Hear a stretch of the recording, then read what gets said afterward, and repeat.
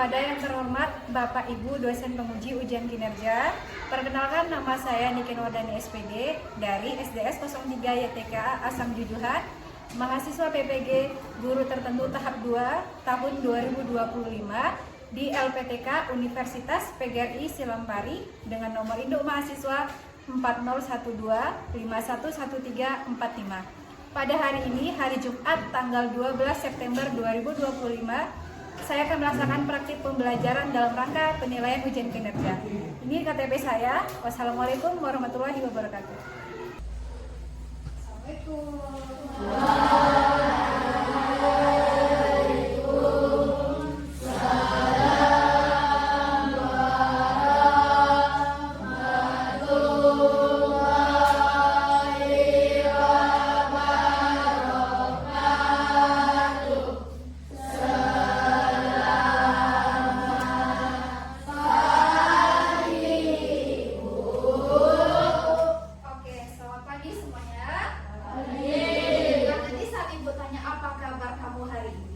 Jargon yang kamu jawab adalah alhamdulillah, sehat dan luar biasa. Bisa? Oke, apa kabar hari ini?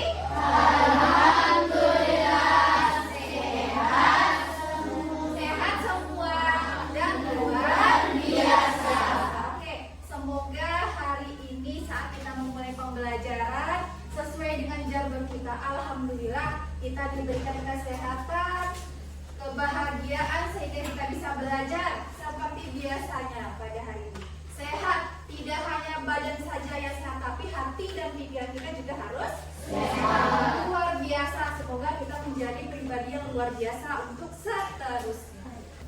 Oke, ketua kelas, mana ketua kelas? Oke, silakan pimpin doa ketua kelas.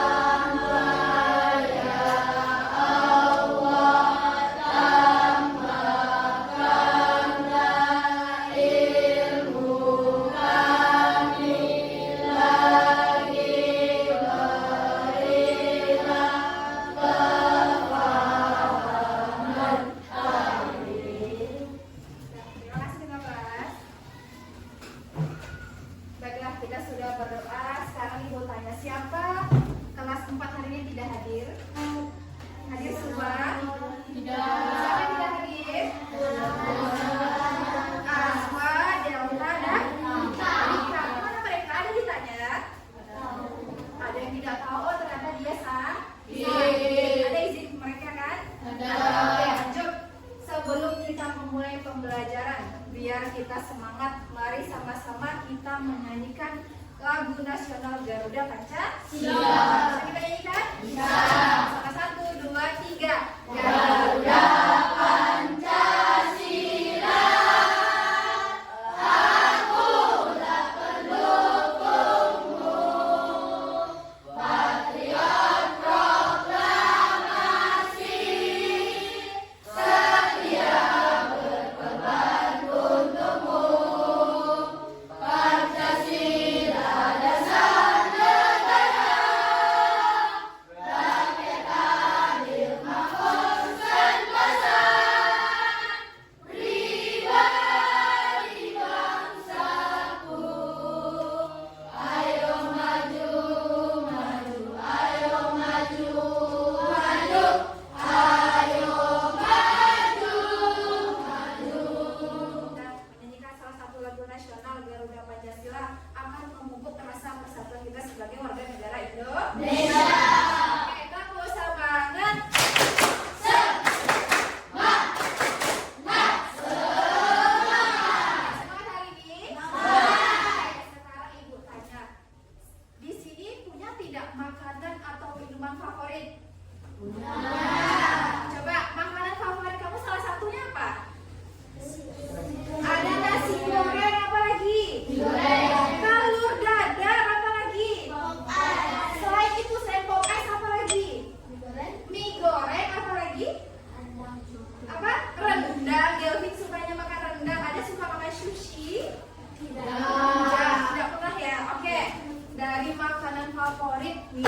favorit, kira-kira kamu pernah tidak terpikirkan, oh bagaimana ya cara membuatnya? Apa saja bahan-bahannya? Pernah tidak terpikirkan? Nah, kalau misalkan kamu suka nasi goreng, saya suka nasi goreng. Kamu perhatikan tidak kalau misalkan sudah ada nasi goreng di depan, oh ternyata ada kerupuk. Ada apa lagi? Ada telur mata sapi. Ada apa lagi? Ada bawang gorengnya. Ada apa lagi? Ada timun. Nah, hari ini kita akan kupas lagi secara mendalam. Dan tujuan pembelajaran kita hari ini yaitu kita harus memahami dan mengidentifikasi serta membuat sebuah teks prosedur. Sudah pernah mendengar teks prosedur? Sudah. Sudah? Sudah. Kira-kira teks prosedur yang kamu bayangkan itu bercerita tentang apa? Langkah-langkah. Apa lagi? Langkah-langkah membuat sesuatu, tutorial. Apa lagi? Cara membuat sesuatu. Apa lagi? Berarti prosedur itu berisi tentang langkah-langkah dalam membuat sesuatu. Lihat di depan, di layar sudah Ibu jelaskan, sudah Ibu tampilkan teks prosedur. Dan hari ini kita akan membahas teks prosedur dengan 5 bagiannya. Yang pertama, kita bahas pengertiannya dulu. Pengertian dari teks prosedur itu apa? Yang kedua, strukturnya apa saja? Yang ketiga, ciri-ciri dari teks prosedur. Yang keempat, jenis dari teks prosedur. Dan yang kelima, kaidah kebahasaan. Dan kita lihat yang pertama. Nah, sebelum Ibu menampilkan materinya, perhatikan dulu. Ada sebuah video. Silakan dilihat dan diamati.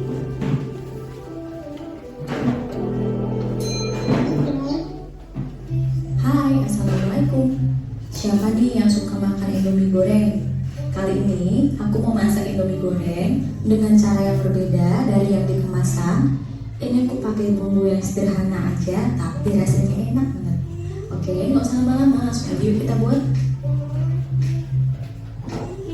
Bahan yang disiapkan yaitu ada Indomie goreng 2 bungkus, saus secukupnya, air nanti kita pakai 2 gelas, bawang merah 2 siung, bawang putih 2 siung, cabai secukupnya, kecap manis 2 sendok makan, dan telur 2 butir. Untuk bumbunya mau aku ricis aja. Ada bawang putih 2 siung, bawang merah 2 siung,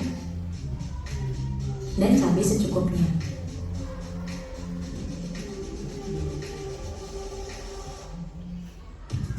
Oke, di sini aku udah manasin minyak goreng secukupnya. Masukkan telur sebanyak 2 butir. Korek-arik sampai telurnya matang. Kemudian masukkan bumbu yang udah diiris-iris tadi. Tumis sampai bumbunya harum dan layu.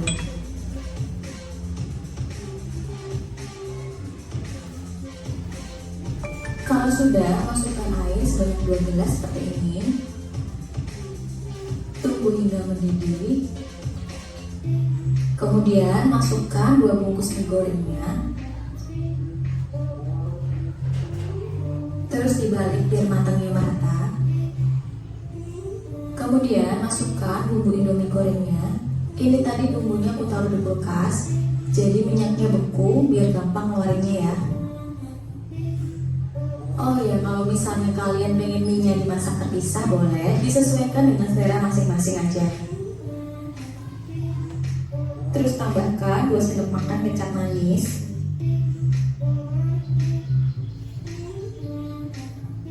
Masukkan sawi secukupnya.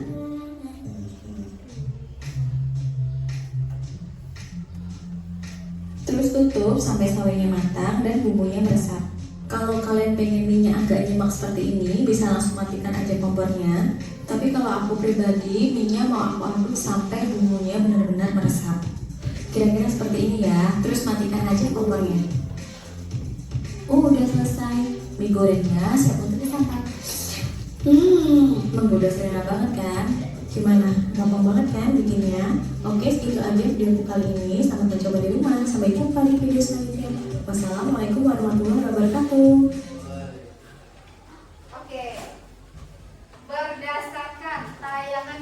video tadi cara pembuatan mie goreng. Kira-kira apa yang kamu bayangkan, apa saja yang sudah tersimpan di kepala kamu mengenai video tersebut?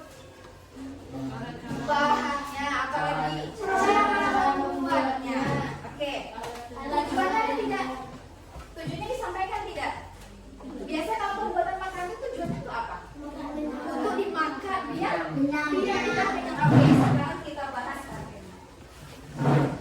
Lihat teks prosedur. Dan ingat, teks prosedur itu adalah teks yang berisi mengenai cara untuk membuat atau melakukan sesuatu. Teks ini terdiri dari tahapan-tahapan serta memiliki struktur kalimat perintah. Ingat, kalau membuat sesuatu berarti itu bukan makanan saja. Melakukan sesuatu berarti kita bukan hanya membuat makanan saja, minuman saja, tetapi banyak cara yang kita lakukan dalam teks prosedur. Ingat ya, teks prosedur tidak hanya untuk makanan, tapi teks ini selalu digunakan untuk mengerjakan sesuatu. Dan tujuannya tahu? Agar yang kita lakukan itu tidak terjadi kesalahan. Oke, lanjut. Nah, struktur teks prosedur ini ada 4. Lihat yang pertama, dia memiliki tujuan. Tujuan dibuat teks prosedur ini apa? Tadi yang Ibu sampaikan, dia memiliki tujuan tertentu. Contohnya kalau kita dalam pembuatan makanan, berarti tujuannya untuk dimakan dan mengenyangkan. Kalau misalkan kamu sudah pernah punya HP baru, kamu rata-rata punya handphone. Nah, pasti bagaimana kamu berpikir, oh bagaimana cara menghidupkan HP ini? Ada tidak langkah-langkahnya? Oke, itu kalau contoh barang elektronik yang kita bahas cari makanan. Yang kedua itu strukturnya ada material. Material ini berisi tentang alat dan bahan yang dibutuhkan dan diperlukan dalam membuat suatu produk tertentu. Kalau kita membuat makanan, apa alat yang kita butuhkan? Alat dan bahan yang kita butuhkan. Misalkan alat kalau membuat nasi goreng, apa saja alatnya? Kuali, apa lagi? Nasi termasuk alat atau bahan? Bahan. Jadi kalau alat apa saja? Ada kuali, ada sendok, ada piring, ada kompor, ada piring, apa lagi? Ada pisau. Kalau bumbu termasuk apa? Bahan. Kalau bahan membuat nasi goreng, jangan sampai salah ya, membedakan antara alat dan bahan. Alat yang kita pakai dan bahan yang akan kita olah. Kalau bahan ini bahan yang akan diolah. Contohnya kalau nasi goreng ada nasi, ada bumbu-bumbunya, ada telur, ada apa lagi toppingnya boleh. Toppingnya telur dadar, sosis, nugget, banyak. Itu tergantung selera. Oke. Ya, struktur yang ketiga berisi mengenai langkah-langkah. Nah, kalau misalkan sudah ada teks prosedur, ada nama makanannya, ada alat dan bahannya, tetapi tidak ada langkah-langkahnya, iya dinamakan teks prosedur? Tidak. Ingat, salah satu kuncinya yaitu dalam teks prosedur harus ada langkah-langkah dalam mengerjakan sesuatu. Contohnya seperti apa? Dari tayangan mie goreng tadi. Langkah-langkahnya yang pertama, sediakan 2 butir telur. Apa lagi? Sediakan 1 bungkus mie. Langkah pertama apa lagi? Nah, tadi iris bumbu bawang merah dan bawang putih ya. Kalau dalam teks prosedur itu kuncinya ada di langkah. Oke. Yang keempat, penegasan ulang atau kesimpulan. Setelah kamu membuat teks prosedur, sudah ada nama makanannya, sudah ada alat, sudah ada bahan, sudah ada langkah-langkah pembuatannya. Yang terakhir adalah penegasan ulang atau kesimpulan. Dan kesimpulan ini nanti kamu berisinya seperti ini. Contoh nih, ada makanan. Jadi kesimpulan dalam pembuatan makanan mie goreng ini adalah mie goreng ini dapat disajikan di mana saja dan kapan saja. Misalkan disajikan pada saat acara keluarga, pada saat acara kumpul bersama teman-teman, berarti ada tujuan. Manfaatnya juga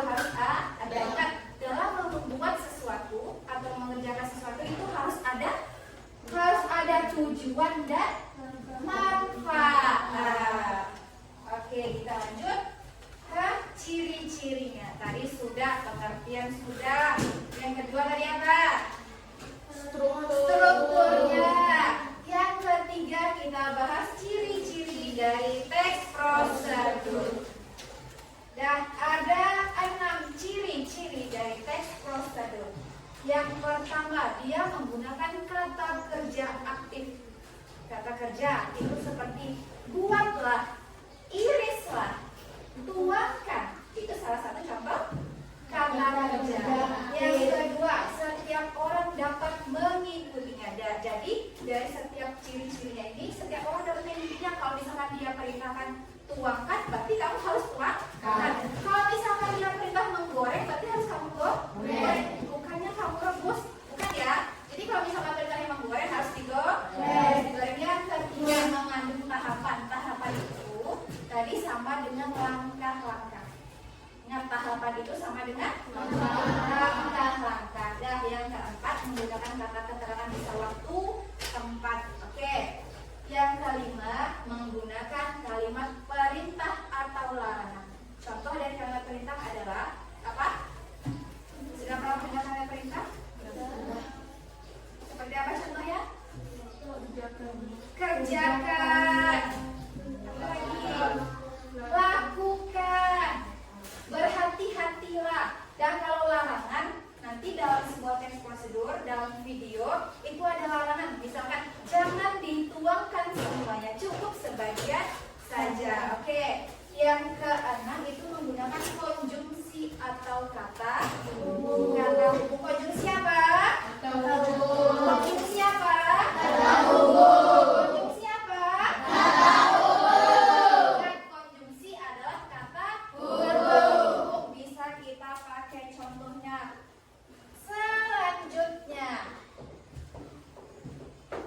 Selanjutnya, setelah itu, kemudian, ingat, dalam membuat sesuatu, contohnya nih, sediakanlah 2 butir telur. Selanjutnya, aduk sampai rata. Setelah itu, masukkan bumbu-bumbu. Ingat, itu yang dinamakan kata hubung. Ada dia menggunakan kata selanjutnya. Setelah itu dan lalu. Paham?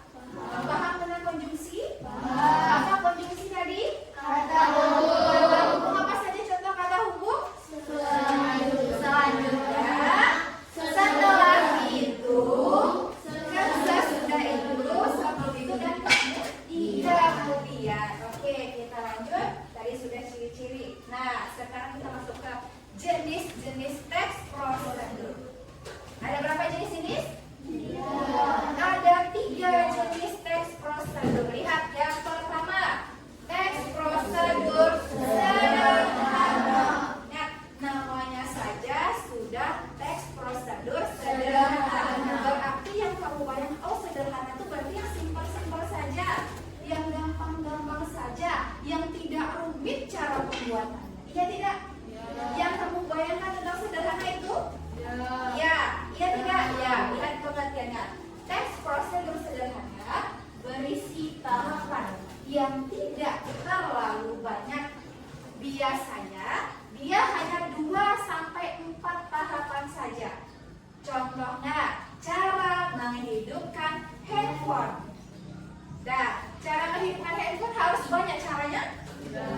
Tinggal kamu ambil HP, cari tombol power, baru dia hidup, gampang. Nah, itu salah satu contoh teks prosedur sederhana. Ingat ya, kalau sederhana berarti dia tidak rumit, tidak apa lagi, tidak banyak kerjaan, tidak banyak memakan waktu, tidak banyak menggunakan alat dan bahan. Itu namanya teks prosedur sederhana. Lanjut yang kedua, ada teks prosedur protokol. Nah, teks prosedur protokol. Teks prosedur protokol ini berisi tahapan yang dilakukan dengan fleksibel. Fleksibel itu tidak harus kaku, bisa kapan saja kita akan membuatnya. Contohnya, kita membuat mie rebus atau mie goreng. Kalau misalkan setiap kamu caranya pasti bisa berbeda-beda dalam membuat mie rebus. Contohnya Fiski, dia membuat mie rebus, mie-nya direbus ke dalam air panas, baru dituangkan ke dalam mangkok bumbu. Misalkan lagi si Intan, dia membuat mie rebusnya dengan versi berbeda. Mie dimasukkan ke dalam mangkok, baru disiram oleh air panas. Beda caranya? Beda. Tapi tujuannya sama? Sama-sama membuat mie rebus. Beda, banyak cara yang kita lakukan, tetapi caranya sama. Maksudnya bukan caranya sama, tujuannya sama. Oh, sama-sama membuat mie rebus dengan versi yang berbeda-beda. Contohnya cara menggoreng telur pasti berbeda-beda. Ada yang telur dadah, caranya dikocok di sini, di mangkok. Ada juga yang langsung dikuali. Paham kalian protokol? Tidak harus fleksibel, tidak harus sesuai urutan. Oh, pertama kamu siapkan dulu mangkok, harus siapkan mangkok semua. Oh, yang kedua, masukkan telur dalam mangkok. Tidak harus seperti itu. Itu kalau yang teks prosedur protokol. Dia bersifat fleksibel. Fleksibel itu bebas ya. Tidak harus kaku, tidak kaku. Dan yang ketiga, sebelum ibu lanjut ketiga, yang pertama, yang kedua paham? Paham. Teks prosedur sederhana paham? Paham. Teks prosedur protokol paham? Paham. Coba, teks prosedur sederhana tadi contohnya apa? Cara menghidupkan handphone, apa lagi? Cara merebus air, ya tidak? Ya. Gampang. Yang kedua, teks prosedur protokol yang bersifat fleksibel, yang tidak kaku, bebas. Cara memasak mie dengan versi yang berbeda, cara memasak telur juga. Oke, kita lanjut yang ketiga. Jenis yang ketiga, ada teks prosedur kompleks. Nah, namanya saja sudah kompleks. Beda sederhana, protokol, dan kompleks. Kalau kompleks ini berarti dia banyak sekali yang harus disiapkan dalam teks prosedur kompleks ini. Mulai dari mana? Nah, banyak unsur seperti kita siapkan dulu alatnya, kita siapkan bahan-bahannya, waktu kita mengerjakan seperti apa. Nah, tadi saat penayangan video mie goreng tadi, kira-kira itu masuk teks prosedur apa? Kompleks, karena dia menyediakan dari awal alatnya apa, bahannya apa saja dalam membuat mie tersebut. Paham? Paham tentang ketiga jenis teks prosedur? Tadi yang pertama kita bahas apa? Teks prosedur sederhana. Yang kedua? Teks prosedur protokol. Yang ketiga? Teks prosedur kompleks. Kira-kira menurut kamu yang paling gampang yang mana? Teks prosedur sederhana. Sederhana? Ya, apa alasannya? Karena dia gampang, Bu, tidak banyak tahapan, hanya 2 sampai 4 tahapan saja. Oke, bisa kita lanjut? Bisa. Tadi kita sudah bahas tentang pengertian teks prosedur. Yang kedua, strukturnya. Strukturnya ada berapa jadi? Ada 5. Yang ketiga ada jenis-jenis teks prosedur. Yang selanjutnya adalah kaidah kebahasaan teks prosedur. Ingat, kaidah kebahasaan berarti yang kita bahas kalimat-kalimatnya yang ada dalam teks tersebut. Dan ada beberapa kaidah kebahasaan dalam teks prosedur. Yang pertama, kalimat. Kalimat, tahu kalimat? Tahu, sudah tahu. Dan kalimat dalam teks prosedur ada 3 jenis kalimat dalam teks prosedur. Nah, yang pertama itu namanya kalimat imperatif. Kalimat apa? Imperatif. Kalimat imperatif. Kalimat imperatif ini kalimat yang berisi tentang perintah atau larangan. Ingat ya, perintah atau larangan. Perintah atau larangan. Kalimat imperatif. Tadi perintahnya apa contohnya? Perintahnya, tuangkanlah sedikit bumbu, aduklah sampai merata. Itu salah satu perintah. Kalau larangan, pasti namanya saja sudah larangan, berarti kita menggunakan kata jangan. Jangan, ingat kalau larangan kita menggunakan kata jangan. Berarti contohnya, jangan diaduk secara keras-keras, cara buru-buru, tidak boleh. Berarti itu perintahnya tidak boleh mengaduk dengan terburu-buru. Oke, yang kedua jenis kalimatnya ada kalimat deklaratif. Kalimat ini berisi tentang pernyataan. Ingat, kalau deklaratif berarti dia berisi tentang pernyataan bahwa tujuan, apa sih tujuan dari pembuatan ini? Nah, tadi sudah disampaikan apa sih tujuan dan manfaat dari pembuatan produk yang akan kamu kerjakan. Itu termasuk di dalam kalimat deklaratif. Dan yang ketiga itu namanya kalimat interrogatif. Kalimat interrogatif ini biasanya berisi tentang pertanyaan. Tahu pertanyaan? Tahu. Kalimat pertanyaan berarti kamu bertanya bagaimana cara melakukannya, apa saja langkah selanjutnya, langkah ini apa lagi? Ya di situ. Kalimat interrogatif adalah kalimat yang berisi pertanyaan. Contohnya, bagaimana cara memasak telur? Bagaimana cara membuat nasi goreng? Bagaimana cara membuat mie goreng dan sebagainya? Paham yang tentang kalimat? Kaidah kebahasan teks prosedur tentang kalimat ada berapa? 3. Ada 3. Yang pertama kalimat imperatif. Yang kedua kalimat deklaratif. Yang ketiga kalimat interrogatif. Nah, dari ketiga kalimat sudah paham? Sudah. Oke, kita lanjut. Dah, tadi kaidah kebahasan yang pertama tentang kalimat, yang kedua tentang konjungsi atau kata hubung. Tadi sudah dijelaskan di awal. Nah, konjungsi ini kata hubung. Kita memakai kata jika, andai, apabila, seandainya. Nah, ternyata konjungsinya ada 2 jenisnya. Yang pertama konjungsi persyaratan. Itu contohnya ada jika, andai, apabila, dan seandainya. Dan konjungsi yang kedua namanya konjungsi temporal, kata hubung yang menandakan urutan. Nah, ingat ya, jangan sampai salah membedakan konjungsi persyaratan dan konjungsi temporal. Kalau temporal ini berarti dia berhubungan dengan pengurutan sesuatu, langkah-langkahnya. Contohnya dia menggunakan kata tuh, lalu, kemudian, setelah itu, dan selanjutnya. Paham? Ada berapa jenis konjungsi? 2. Ada 2 apa saja? Konjungsi persyaratan, konjungsi temporal. Konjungsi persyaratan dan konjungsi temporal. Yang ketiga, kaidah kebahasaan yang ketiga, ada kata bilangan, numeralia atau kata bilangan. Terdapat 2 jenis numeralia. Yang pertama numeralia urutan, yang kedua numeralia kuantitas. Kita bahas yang pertama. Ingat, numeralia berarti kata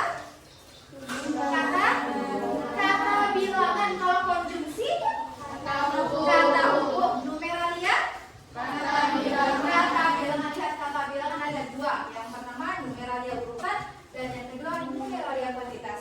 Yang numeralia urutan biasanya menjadi kata pengganti. Contohnya kita menggunakan kata pertama, kedua, ketiga, keempat, dan seterusnya.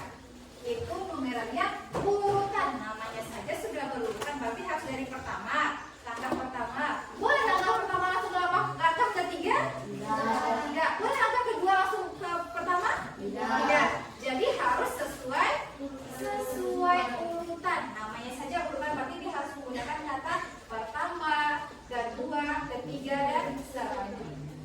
Nah, yang numeralia kedua adalah numeralia kuantitas.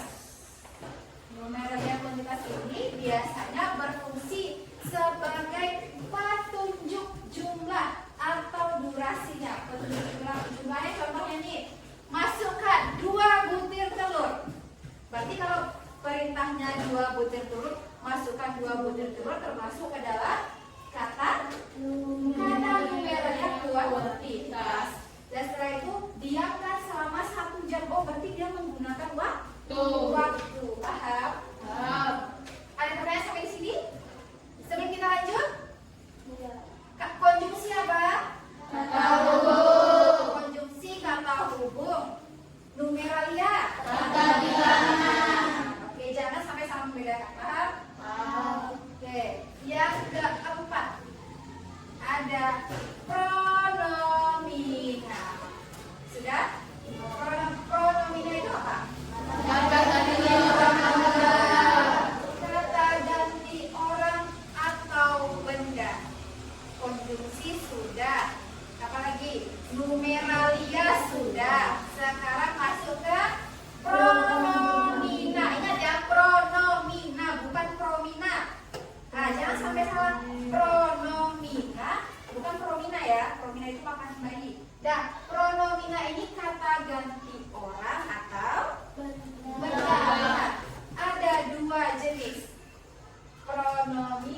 Yang pertama ada pronominal penunjuk. Apa itu? Pronominal penunjuk biasanya mengandung kata ini, itu, dan tersebut. Berarti petunjuknya pakai ini, itu, dan tersebut. Contohnya, aduk adonan hingga mengental. Di situ aduk adonan tersebut hingga mengental. Berarti kita menggunakan pronominal penunjuk dengan kata tersebut. Yang kedua, pronominal persona. Dia biasanya mengandung kata Anda, saya, kamu, kita, dan kalian. Contohnya, tambahkan saus sambal sesuai dengan selera Anda. Nah, berarti Anda dia menggunakan pronominal persona, kata ganti orang. Tidak mungkin dalam sebuah pembuatan video, misalkan nih, si Intan buat video tentang cara memasak mie goreng, tambahkan saus sesuka Desi. Boleh seperti itu? Tidak. Jadi jangan disebut nama orangnya. Kalau misalkan Desi saja, iya yang nonton hanya Desi? Tidak, kecuali yang nonton hanya Desi baru bisa Intan menunjuk namanya. Tetapi kalau misalkan ditujukan untuk orang banyak, jangan disebut nama. Makanya kita menggunakan pronominal persona atau kata ganti orang seperti siapa? Anda, ya, saya, kamu, kita, dan kalian. Paham? Paham tentang pronomina? Ingat, pronomina itu kata ganti orang atau benda. Ada berapa jenis? 2. Yang pertama pronomina penunjuk. Kalau penunjuk berarti apa contohnya? Kata ini, itu, dan tersebut. Kalau pronomina persona berarti kata ganti orang. Kata ganti orang bisa menggunakan saya, Anda, kamu, kita, dan kalian. Paham? Bisa kita lanjut? Oke. Nah, yang kelima, kaidah kebahasaan teks prosedur yang kelima adalah kata verba. Kata verba itu artinya kata kerja. Nah, salah satu kaidah kebahasaan dalam teks prosedur, kita menggunakan kata kerja. Kata kerja dalam teks prosedur ternyata ada 2 jenis. Yang pertama, verba material. Yang kedua, verba tingkah laku. Nah, yang material berarti dia mengacu pada tindakan fisik. Harus ngapain kita setelah ini? Oh, ternyata menggoreng. Oh, kita goreng. Kita iris. Oh, ternyata harus perintahnya diiris. Diaduk berarti harus diaduk. Ingat ya, material berarti kamu mengerjakan sesuatu. Kata kerja yang kamu pakai untuk mengerjakan sesuatu. Contohnya di situ ada menggoreng, apa lagi? Ada mengaduk, apa lagi? Mengiris dan sebagainya. Ingat, kata kerja berarti kamu melakukan sesuatu. Itu namanya verba material. Yang kedua ada verba tingkah laku. Tadi material sudah, berarti dia tentang perintah, kata kerja, suruh menggoreng yang menggoreng. Jangan kamu nanti disuruh perintahnya menggoreng kamu rebus, itu tidak bisa. Kita harus mengerjakan sesuai dengan perintah. Oke, yang kedua ada verba tingkah laku. Kata kerja yang ditunjukkan lewat ungkapan. Yang tingkah lakunya tidak bisa dilihat dengan kasat mata. Contohnya memahami, berpikir, dan sebagainya. Dan kira-kira nih, tadi mau contohkan Intan membuat sebuah video tutorial memasak mie goreng. Dan kira-kira Intan tuh bisa tahu tidak kawannya itu memahami? Bisa tahu tidak? lihat dulu, kita pahami dulu. Oke, paham? Dah, tadi sudah materi kita, sudah habis materi kita. Apa tadi kita bahas yang pertama? Tentang pengertian dari teks prosedur. Apa teks prosedur tadi? Apa teks prosedur tadi? Suatu teks yang berisi langkah-langkah atau cara melakukan sesuatu. Ingat, jangan sampai salah. Yang kedua, ada struktur dari teks prosedur. Ada apa saja? Apa saja? Ada tujuannya apa saja? Ada tujuan, ada manfaat, ada apa lagi? Ada alat dan bahan dan sebagainya. Oke. Yang ketiga, sudah pengertian struktur. Apa lagi? Ciri-cirinya. Ada berapa ciri-ciri? Ada 6 ciri-ciri teks prosedur. Yang keempat, apa yang kita bahas tadi setelah ciri-ciri? Ya? Jenis teks prosedur. Ada berapa jenis tadi? 3. Ada 3 jenis teks prosedur. Yang pertama teks prosedur sederhana. Yang kedua protokol. Yang ketiga kompleks. Dan setelah jenis apa lagi tadi? Kaidah kebahasaan. Ada kalimatnya, ada kata numeralia, ada konjungsi, dan ada pronomina dan kata verbal. Konjungsi tadi apa? Kata umum. Kalau pronomina kata ganti. Kalau verbal kata kerja. Ingat, kalau kata kerja ada berapa jenis tadi? Ada 2. Oke, lihat di sini. Ada 3 buah gambar. Kelihatan? Gambar 1 sebelah kiri, gambar 2 tengah, gambar 3 sebelah kanan. Lihat gambar 1 ada makanan apa itu? Nasi goreng. Sudah terbayang nasi goreng? Sudah terbayang? Oke, kira-kira yang kamu bayangkan di nasi goreng itu apa saja? Ada apa saja? Ada telur pakai bawang. Aku suka makan nasi goreng pakai telur. Oke. Ada timun, apa lagi? Ada bawang goreng, apa lagi? Ada kerupuk, apa lagi? Ada tomat. Bu, saya suka pakai sosis, saya suka pakai nugget. Oke, bisa ditambahkan? Bisa. Bu, saya tidak suka tomat, tapi tidak mau saya masukkan, tidak apa-apa? Tidak apa-apa, tergantung. Oke, nasi goreng yang kamu bayangkan nasi goreng. Oh, ternyata nasi gorengnya enak. Terbayang tidak kamu? Apa sih bumbu-bumbunya dari nasi goreng? Bumbu-bumbunya apa aja sih? Apa? Ada bawang merah, bawang putih, apa lagi? Ada cabai, apa lagi? Pakai kecap manis, apa lagi? Pakai kemiri, bisa pakai kemiri, bisa tidak. Itu adalah bumbu dari nasi goreng. Dan yang kedua, telur dadar. Telur dadar, terbayang telur dadar? Terbayang? Suka telur dadar? Suka. Sudah pernah makan telur dadar? Suka. Makan setiap hari? Oke. Sudah pernah membuatnya? Sudah. Di sini ada yang tidak bisa membuat telur dadar? Ada yang tidak bisa?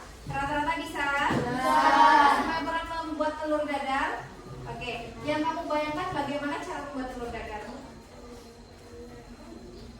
Apakah dia diaduk di mangkok atau di kuali? Diaduk di mangkok. Apakah diaduk di mangkok? Kalau yang diaduk di kuali namanya telur? Ari. Ya, Radit? Ya, oke. Yang ketiga, tadi ini nasi goreng. Nah, telur dadar. Yang ketiga apa? Pokes. Yang kamu bayangkan pokes itu apa? Minuman. Minuman yang apa? Minuman yang manis, apa lagi? Dingin, segar, apa lagi? Pelepas dahaga. Bu, panas-panas saya minum pokes ya? Ya. Bu, kesukaan aku pokes rasa coklat, Bu, ya? Ya. Sudah pernah? Oh, ternyata kalau misalkan kamu membeli pokes, kamu perhatikan tidak? Oh, ternyata begini cara membuat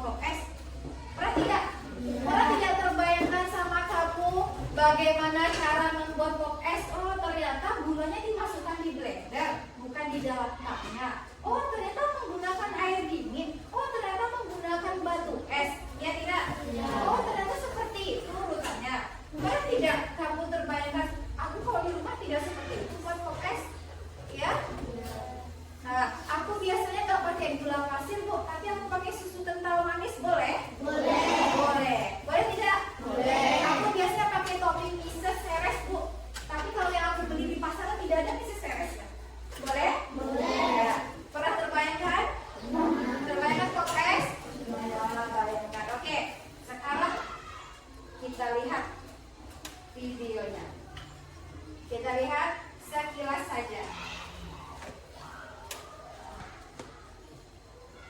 Nah, sebelum ke video, ada pertanyaan tentang materi tadi? Tidak. Paham? Paham? Bisa kita lanjut ke video? Bisa. Oke.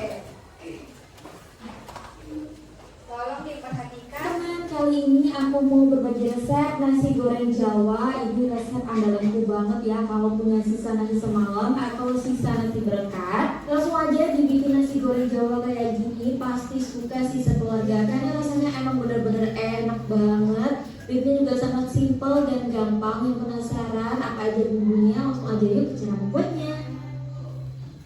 Pertama-tama di sini aku udah siapin 2 piring nasi dingin. Kemudian untuk bumbu nasi goreng Jawanya, untuk 2 porsi ya aku pakai 4 buah cabai merah besar. Aku pakai 8 siung bawang merah, 6 siung bawang putih, 3 butir kemiri, 1 sendok teh terasi matang, dan cabai rawit secukupnya, sesuaikan dengan tingkat kepedasan. Lalu ada telur, sawi, dan irisan daun bawang, kecap manis, setengah sendok teh lada bubuk, dan juga garam serta penyedap. Untuk resep lengkap dan takaran silahkan teman-teman cek di video atau di deskripsi ya. Langkah pertama, bumbunya ini akan kita ulek dulu. Ulek bawang merah, bawang putih, kemiri, cabai merah, cabai rawit, dan terasinya sampai lembut.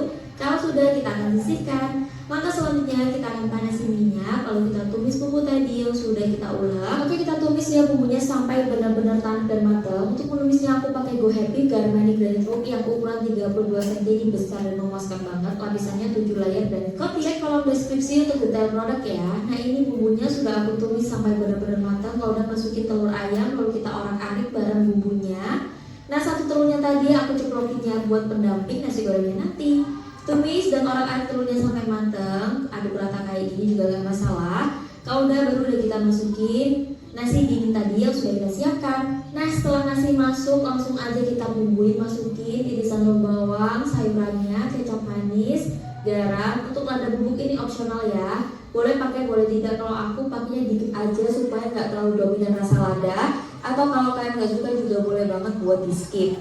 Oke teman-teman, langsung aja kita aduk nasi gorengnya bareng bumbu sampai tercampur merata ya. Pastikan tercampur dan tidak ada yang masih bergerindil supaya enak gitu ya makan nasi gorengnya. Nah teman-teman, jangan lupa ya buat diicip dan dikoreksi rasa hingga rasanya itu pas. Oke teman-teman, langsung aja dimasak nasi gorengnya sampai benar-benar tanak dan juga matang. Kurang lebih seperti ini, dan ini rasanya udah enak banget pas aku coba ya. Rasanya mantul dan pas banget. Selanjutnya langsung aja bisa kita hidangkan selagi masih panas-panas. Kita tata dulu nasi gorengnya ke atas piring, beri juga irisan timun dan juga telur tadi yang sudah kita ceplok. Taburi juga ya pakai bawang goreng supaya makin mantap. Nah, ini nasi goreng Jawanya udah selesai aku bikin. Seriusan ini tuh enak banget. Penyelamat ya, kalau ada sisa nasi di rumah mending dibikin nasi goreng Jawa kayak gini. Aku jamin sekeluarga pasti suka sama rasanya. Ini benar-benar sayang itu, aku aja makannya tuh sampai kurang loh. Jadi wajib dicoba ya resepnya di rumah. Oke teman-teman, sekian dulu video kali ini. Semoga bermanfaat. Kalau teman-teman suka sama video aku, jangan lupa buat klik tombol like, komen, dan subscribe. Dan share video ini sebanyak-banyaknya ke sosial media yang kalian punya. Sampai jumpa di video-video berikutnya. Wassalamualaikum warahmatullahi wabarakatuh. Oke, apa yang ditampilkan? Dan coba sekarang keluarkan semua bukunya. Keluarkan masing-masing kalau buku tulis. Coba tekan buku tulisnya. Dari kelompok. Oke, keluarkan buku tulis. Penanya.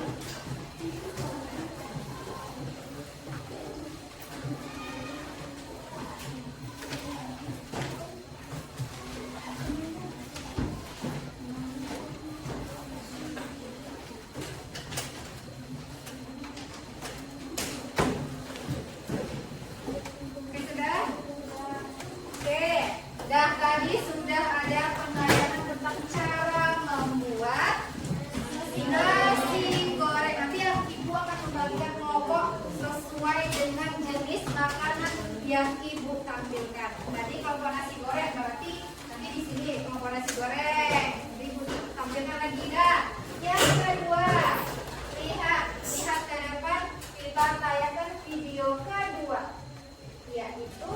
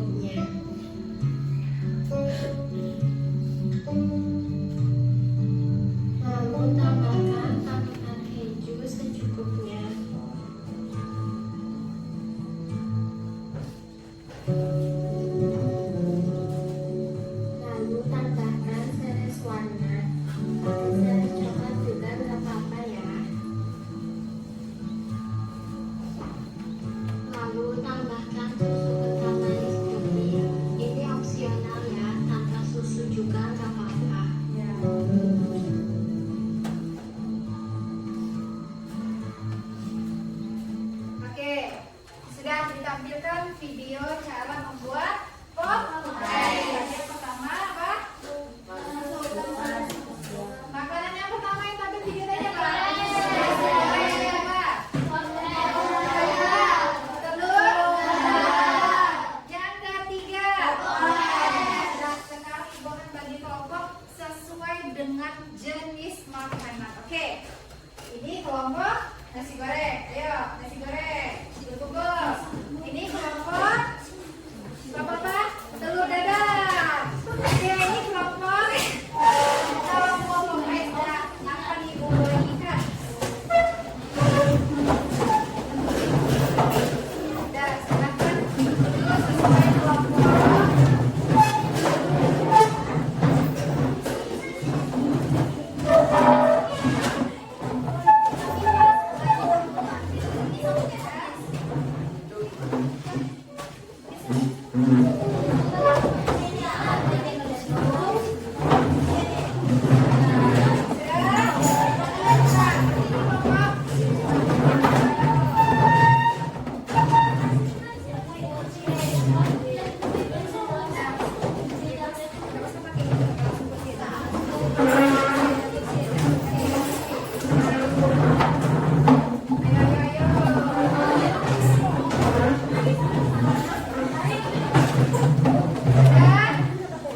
Sudah duduk selesai kelompok.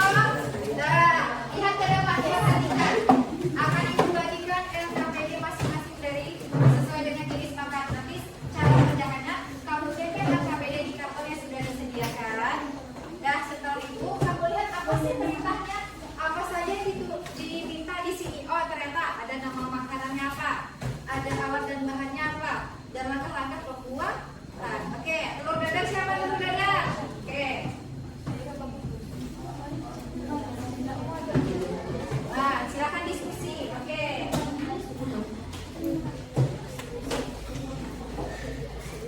Pop es yang untuk ice.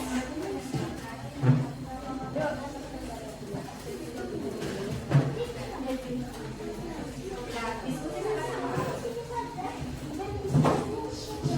Nasi goreng. Ya.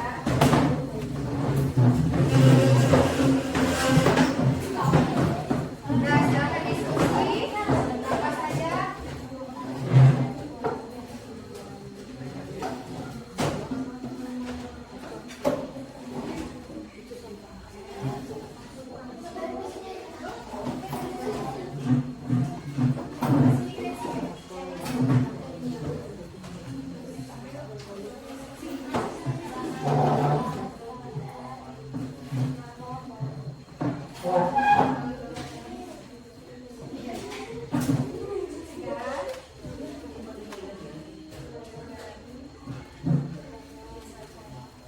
Apa aja coba dikeluarkan suaranya siapa nih?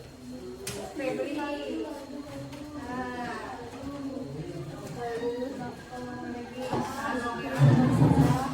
Apa lagi?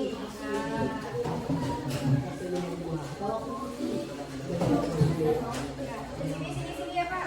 Ya Pak, sini. Pak, bebas ya. Sangat buat sini. Nggak mesti cepat sampai sini. Versi gimana? Pop es versi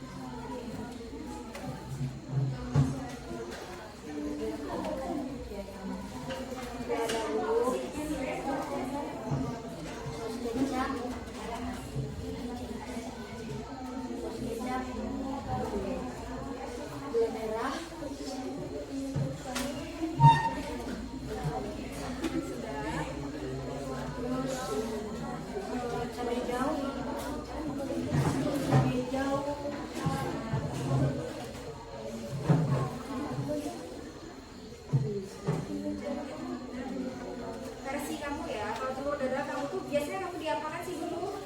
Kan simpel kan telur dadar?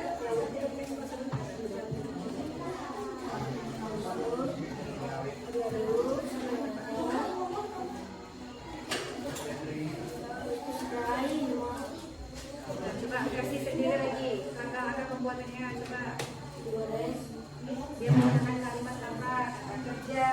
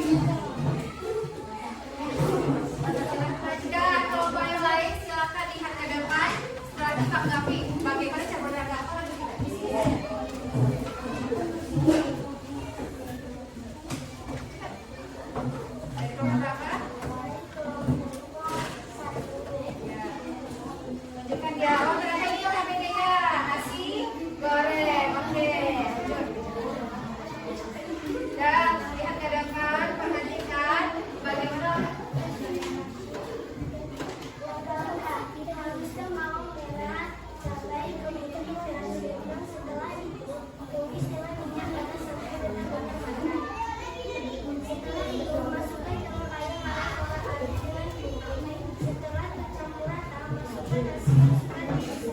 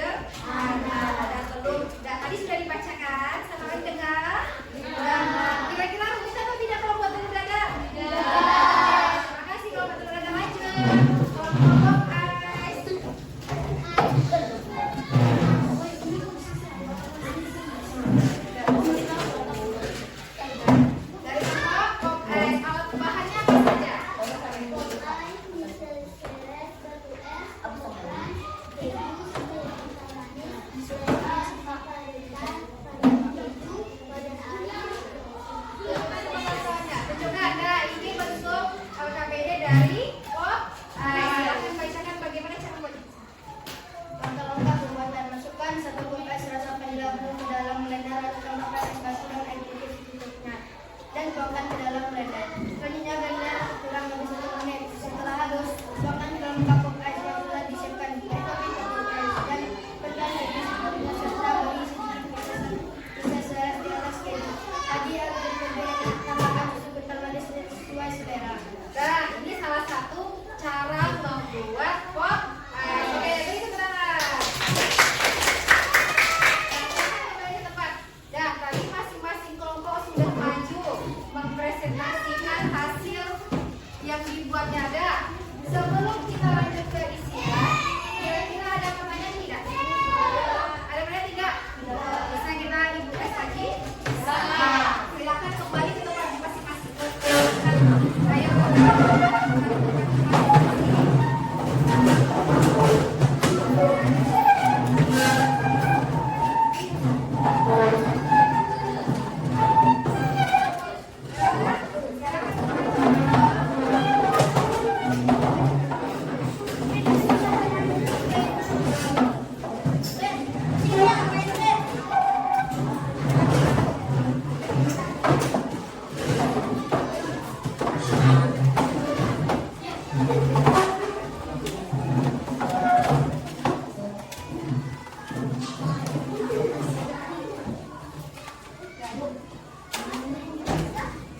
Silakan dikerjakan sebagai evaluasi.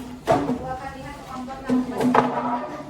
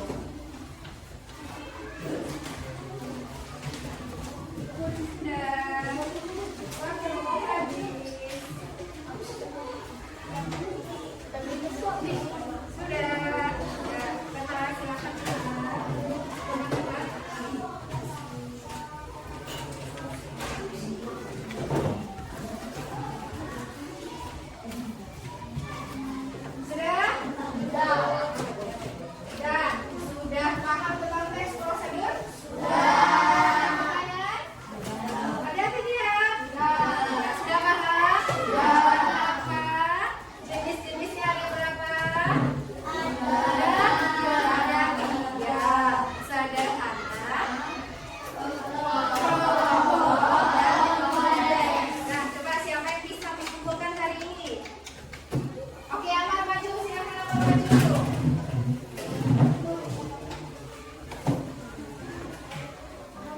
Nah, coba apa sampaikan sama kawan-kawannya apa pengertian teks prosedur, jenis-jenisnya apa, tujuannya apa. Teks prosedur adalah Teks prosedur adalah suatu teks yang menjelaskan cara atau langkah-langkah dalam membuat sesuatu. dalam teks prosedur ada apa saja? Ada Ada alat dan bahan, ada alat dan bahan, ada ada langkah-langkah, langkah-langkah, ada apa lagi? Ada tujuan atau manfaat. Apa lagi? Nah, itu saja. Oke, ada jenis-jenisnya tidak? Oke, dah. Kasih tepuk tangan selamat. Nah, pembelajaran hari ini mengenai teks prosedur berarti teks yang berisi